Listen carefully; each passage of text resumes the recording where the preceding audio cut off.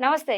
Welcome to our channel. నేను మీ పద్మావతి. ఈరోజు మనతో పాటు ప్రముఖ ఆధ్యాత్మికవేత్త మరియు వాస్తు జ్యోతిష్య పండితులు శేషగిరిరావు గారు ఉన్నారు. ఆయనతో మాట్లాడి కర్మ విశేషాల గురించి తెలుసుకునే ప్రయత్నం చేద్దాం. మీరు కూడా చూసేసేయండి. నమస్కారం గురువుగారు. నమస్తే అమ్మా. గురువుగారు, సంక్రాంతి తర్వాత గుర్తుకొచ్చే పండుగ కనుమ. అయితే కనుమ అయితే మనకి పాడి పంటల గురించి జరుపుకుంటారు. ఆ రోజు ఎంతో విశేషంగా రైతులకు పెద్ద పండగనే తెలుసు. అయితే దాంతో పాటుగా 2 తెలుగు రాష్ట్రాల్లోని కొన్ని ఏరియాస్‌లో ఏటలేసుకోవడం ఉంటుంది. ఆ రోజు కొంచెం ముక్క అనేది కూడా తింటూ ఉంటారు. రైట్. అయితే అసలు కనుమ రోజు ప్రత్యేకంగా ఎవరిని పూజించాలి? మరి ఎవరిని పూజించడం వల్ల ఈ సంవత్సరం అంతా కూడా కొంచెం సంతోషంగా పాడి పంటలతో ప్రతి ఒక్కరు కూడా ఉండగలుగుతారంటారు? రైట్. ముఖ్యంగా మీరు చెప్పినట్టు ఏంటంటే, ఈ కనుమ అనేది అసలు ప్రాథమికంగా రైతుల పండగ. అవును. తర్వాత ముఖ్యంగా ఎస్పెషల్లీ ఏంటంటే, ఈ శూద్ర, ఇతర వర్ణాల కోసం అంటే కొద్దిగా బ్రాహ్మణులు కాకుండా లేదా వైశ్యులు కాకుండా మిగతా కులాల వాళ్ళు ఎవరైతే ఉంటారో వాళ్ళ కోసం కూడా ఉద్దేశించబడింది. అవును. అంటే అందుకని కక్క ముక్క అనేది మీరు అవును. కనుమ నాడు కక్క ముక్క అనేది వస్తుంది. అవును. అయితే నిజానికి ఏంటంటే ఇక్కడ కక్క ముక్క తింటాం కానీ ఇంకేదైనా కానీ అది ఎవరి వారి యొక్క వర్ణ ధర్మం బట్టి ఉంటుంది తప్ప దాన్ని మనం ఆక్షేపించాం. హ్మ్. కానీ ఇక్కడ నిజానికి ఏంటంటే కనుక సూర్యుడితో ముడిపడే ఏదన్నా కానీ నిజానికి అంటే ఇవాళ మనం ఆదివారాలు ఎక్కువ మంది ఈ మాంసం తీసుకోవటం అనేది ఉంటుంది. కానీ అసలు ఆదివారం పూర్తిగా మన హిందూ ధర్మం చెప్పిన దాని ప్రకారం ఏంటంటే అసలు వర్జనీయం. అంటే ఆ రోజు తీసుకోకూడదు. ఆదివారం నాడు మీరు తింటే ఇతర రోజుల్లో తినొచ్చు. ఓకే. ఎందుకని ఆదివారం తినకూడదంటారు? ఎందుకని అంటే గనక సూర్యుడి చైతన్యానికి నాంది. సూర్యుడి వల్ల మనకి రోగాలు తగ్గటం, పెరగటం అనేది కూడా వస్తుంది. హ్మ్. సో, సూర్యుడు శాకాహార ప్రియుడు. హుహుహు. సో, అందుకని ఏదైతే మనకి ఈ ఆదివారం నాడు ఇది తీసుకోవటం వల్ల కొద్దిగా తొందరగా వ్యాధులు ఏమైనా సరే ఆకస్మిక ప్రమాదాలు గానీ ఇలాంటివి ఎక్కువొస్తాయి.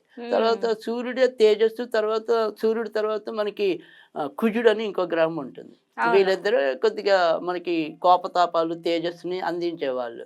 సో, అందుకని ఆదివారం నాడు మరి సూర్యుడు వీళ్ళకి వ్యతిరేకి కదా! సో, హ్మ్. అందుకని వీళ్ళలో ఈ కోపతాపాల గుణాలు పెరుగుతాయి. సో, హ్మ్. అందుకని ఒక్కోసారి వాళ్ళలో ఉండే బుర్ర ఆహ్, తామసం వైపు అంటే అవునవును. కోపానికి వెళ్ళి దాని ద్వారా విపరీత పరిస్థితులకు లోను కావచ్చు. సో, అందుకని నిజానికి ఏంటంటే అసలు ఆదివారం మాంసం ముట్టొద్దు అని ఉంటుంది ధర్మాల్లో అయితే. కానీ ఇవాళ మనకి ఓకే. అవును. అది ఎవరి వీలు బట్టి వాళ్ళు మార్చేసుకుంటారు. ఆదివారం మాంసం తినడం అనేది ఆనవాయితీ కింద మారిపోయింది. మారిపోయింది. అవును. సరే ఇంక అందుకని సరే వాళ్ళ వర్ణ ధర్మాలు బట్టి మనం వదిలేద్దాం గానీ, బట్ శాస్త్రంలో ఉన్నది నేను చెప్పాలి కాబట్టి అదే చెప్తున్నా అంతవరకే. హ్మ్. సో, వాళ్ళు ఎప్పుడు తింటారు అనేది వాళ్ళ ఇష్టం. దాన్ని మనం తప్పు పట్టట్లేదు కానీ, బట్ ఉన్నది ఏది ఉందో అదే చెప్పాను నేను అంతవరకే. తర్వాత రెండోది వచ్చేప్పటికి ఏంటంటే, ఇది కూడా మనకి ఇవాళ కనుమనాడు ఏదైతే ఉందో అది ముఖ్యంగా కొద్దిగా వేరే వేరే కులాల వాళ్ళకి కోసం ఉద్దేశించబడింది కాబట్టి కొంతవరకు ఆ సాంప్రదాయం అనేది కొనసాగుతుంది. అవును. మక్క ముక్క అది చాలా చక్కగా చేసుకోవటం అనేది. కానీ అవును. ఇది కూడా నిజానికి ఏంటంటే మనకి పండగలన్నిటిలోకి ఏవైతే ఉందో ఇది సూర్యుడి పరంగా వస్తున్న ఏకైక పండగ. హ్మ్. తర్వాత రెండోది ఏంటంటే మన పండగలన్నీ కూడా తిథి ప్రకారము, తర్వాత కొన్ని కొన్ని మాసాల ప్రకారము వస్తాయి. హ్మ్. తర్వాత కొన్ని పౌర్ణమి ముందు చేసుకోవాలని, కొన్ని అమావాస్య ముందు చేసుకోవాలని ఇలా వస్తాయి. కానీ అలా కాకుండా కేవలం ఒక సూర్యుడి యొక్క సంచారం పలానా రాశిలోకి ప్రవేశించినప్పుడు ఈ పండగ చేయాలని వచ్చేది ఏకైక పండగ ఇదొకటే. హ్మ్. అంటే మనం వినాయక చవితి చేసుకున్నాం అనుకోండి, భాద్ర శుద్ధ చవితి నాడు చేసుకుంటాం. హ్మ్. అంతేగాని పలానా నెలలో సెప్టెంబర్ 4వ తారీఖు చేయండి అలా ఉండదు. సో, అలా ఏ పండగైనా సరే. సో, ఆ ఉగాది వచ్చింది అంటే గనుక మరి చైత్ర శుక్ల పాడ్యమి నాడే చేస్తాం. అవును. సో, అందుకని ఇక్కడ సూర్యుడితో సంబంధం ఉంది కాబట్టి ఎప్పుడొచ్చినా మీకు అందుకని జనవరి 13, 14, 15 వీటికి అటు ఇటుగానే వస్తది. హ్మ్. సూర్యుడు పలానా అంటే మకర రాశిలోకి ఎప్పుడైతే ప్రవేశిస్తాడో అప్పుడు మాత్రమే సంక్రాంతి జరపడం అనేది. అంటే మనకి సూర్యుడు మాత్రమే ప్రత్యక్షంగా కనపడే దేవుడు. అవును. అంటే మిగతా దేవుళ్ళు మీరు చూస్తారు, చూడరు. సో, లేరు అనుకుంటే లేరు, ఉన్నారనుకుంటే ఉన్నారు. హ్మ్. కానీ సూర్యుడు లేరంటే మీరు ఒప్పుకోవాలిగా, ఉన్నాడుగా కంటికి ఎదురకుండానే కనపడుతున్నాడుగా. సో, అందుకని కంటికి కనపడే దేవుడు ఎవడు అంటే గనక సూర్యుడే. సో, ఆ సూర్యుడి యొక్క గమనం బావుంటేనే కర్షకులు బావుంటారు. హ్మ్. సో, కర్షకులు బావుంటేనే మనందరం బావుంటాం. కనుక ఇక్కడ ఏదైనా అందుకని మనకి ప్రకృతిలో ఏవైతే మనంటికి సహాయం చేస్తున్నాయో వాటన్నిటికీ కూడా ఎప్పుడో అప్పుడు కృతజ్ఞత చెల్లించుకోవటం అనేది మన యొక్క పండగల సారాంశం హిందూ ధర్మంలో. అందుకని ఇక్కడ కర్షకుడిని గౌరవించడంతో పాటు కర్షకత్వానికి అంటే మనం ఏదైనా సరే ఫలాలు పొందడానికి వాటన్నిటికీ ఉపయోగపడే పశు సంపద ఏదైతే ఉందో వాటిని కూడా మనం గౌరవించడం. అందుకే గంగిరెద్దుల రూపంలో వాళ్ళు వచ్చి మన దగ్గర అంటే ఇప్పుడు ఉత్తి రోజుల్లో కూడా వచ్చి వాళ్ళు యాచించుతున్నారు, అది వేరే విషయం. కానీ పాత రోజుల్లో ఈ గంగిరెద్దులు కానీ హరిదాసులు కానీ జంగమ దేవర్లు కానీ ఇలాంటి వీళ్ళందరూ కూడా మనకి ఈ సంక్రాంతి రోజుల్లోనే కనపడేవాళ్ళు. మిగతా రోజుల్లో వాళ్ళంత ఉండరు. ఇప్పుడు యాచనా మార్గాల్లో అదొకటి అయింది కాబట్టి ఇప్పుడు మనకి ఉత్తి రోజుల్లో కూడా ఈ గంగిరెద్దులు వాళ్ళు ఎక్కడ పడితే అక్కడ వీధుల్లో కనపడుతున్నారు మనకి. కానీ గంగిరెద్దులను అలంకరించి అర్చించడం అంటే మనకి వాళ్ళకి ముఖ్యమైన పొలాలకి ఉపయోగం దున్నేదే వాళ్ళతో, అవును. ఆ ఎద్దులతో కదా.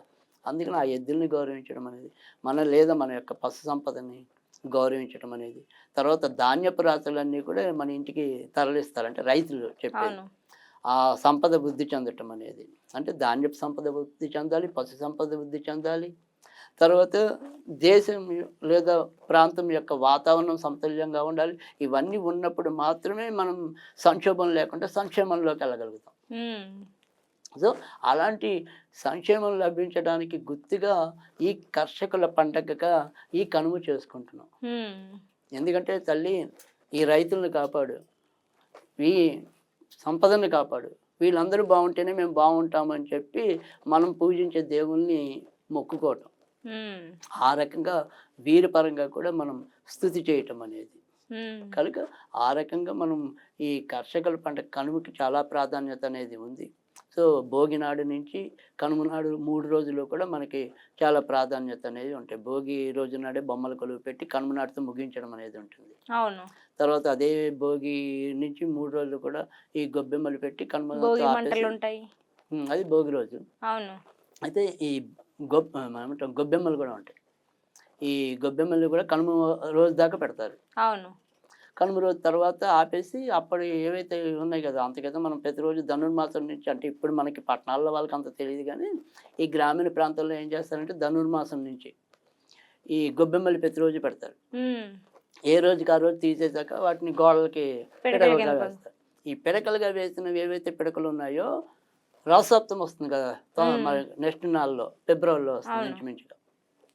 ఆ సప్తమి నాడు వచ్చే రథసప్తమి నాడు ఈ యొక్క పిడకల మీద ఈ పరవాన్నాన్ని వండి సూర్యుడికి నివేదన చేస్తారు. అప్పుడు మన ఆరోగ్యం బాగుంటుంది అని చెప్పి. కనుక ఆ రకంగా ఈ కనుమ పండుగ రోజు కర్షకుల యొక్క సంక్షేమాన్ని మనం కోరుకోవటం అనేది ముఖ్యం. కనుక ఇక్కడ మనం ఏం చేయాలంటే సరే ఎవరికి తెలిసినవి పైగా రైతులు వాళ్ళ పద్ధతులు వాళ్ళకు ఉంటాయి. కానీ నేను చెప్పేది ఏంటంటే కనుక ఏదైనా సరే దేశంలో ఇలా అవాంఛనీయ సంఘటనలు జరగకుండా, అంటే ఉన్నటువంటి విపరీతమైన వరదలు లేదా అకాల వర్షాలు ఇలాంటివి ఏవైతే మనకు ప్రకృతికి ఇబ్బంది పెడుతూ ఉంటాయో లేదా మన యొక్క సంక్షేమానికి ఇబ్బంది పెడుతూ ఉంటాయో వాటన్నిటిని గుర్తు పెట్టుకుని ఇప్పుడు మనం ఏదైనా సరే చేసే క్రియ ఏదైతే ఉంటుందో ఆ క్రియ ఏంటి అంటే కనుక మొదట అసలు ఈ పండగ రోజు ఎవరికైనా సరే గుమ్మడికాయ దానం ఇవ్వటం అనేది అసలు ప్రధానమైనది. ఓకే. సో ఈ 3 రోజుల్లో కూడా కొంతమంది గుమ్మడికాయ దానం చేయటం అనేది ఉంటుంది. సో గుమ్మడికాయ దానం ఇవ్వటం వల్ల కూడా మంచి జరుగుతుంది. మీకు చేతనైనంత వరకు ఏదైనా సరే దగ్గరలో ఏదైనా పూజారి ఉన్నారు, లేదు ఇంకెవరైనా తీసుకునే వాళ్ళు ఉన్నారు, వాళ్ళకి మొట్టమొదటిగా మనం ఇవ్వాల్సింది గుమ్మడికాయ. సో అది ఫస్ట్.